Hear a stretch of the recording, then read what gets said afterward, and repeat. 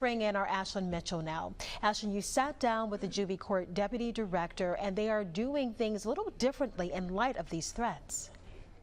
Yeah, Lenise, I'm told the court does not actually have a cyber crimes awareness program, but there are other programs in place utilizing law enforcement and the community to warn children about the consequences of making these types of threats. But ultimately, they say it needs to start right at home.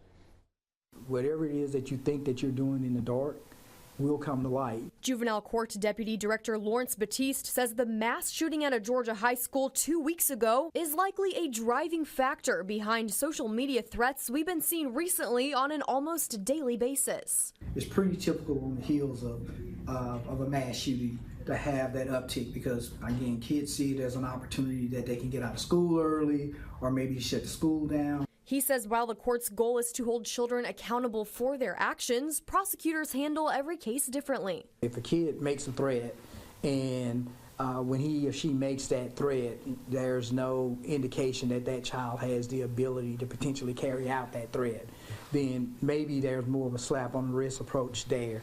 But if a kid is, makes that threat and he's got a gun, when he makes that threat, then we take that particular threat a little bit more seriously. When a child is detained, they are often paired with a mentor or placed in a rehab program specific to their offense. We want to try to make sure we're giving them tools that when they get back out, they don't have that same anger outburst the next time with a teacher or with a law enforcement officer that causes them to get detained all over again. And Batiste says the court takes a similar approach to children convicted of cyber crimes. We don't specifically have a cyber crimes program. We have people that come here and talk to our kids about social media and potentially the ills of social media. I think that we can certainly build on the idea that the more awareness we can make from the young people that we deal with. Batiste has worked in law enforcement for over 3 decades. He's witnessed the evolution of social media and the dangers that accompany it. But more than that, he says the root cause is usually a lack of parental oversight. Thus, he's challenging parents to be more involved. As parents,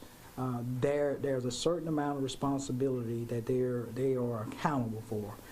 God blessed them to have children. And so they have to take on that responsibility and that role in a way that says, I care about my children, and because I care about mine, it means I care about yours. And in the meantime, some social media platforms are regulating younger users. On Tuesday, Instagram began putting new and existing users under 18 into something called teen accounts. Anyone under 18 who signs up for Instagram will be placed into restrictive teen accounts. And the company Meta says teens under 16 need a parent's approval to change any of the protection measures to be less strict within their account. Reporting live in studio, Ashlyn Mitchell, Fox 10 News.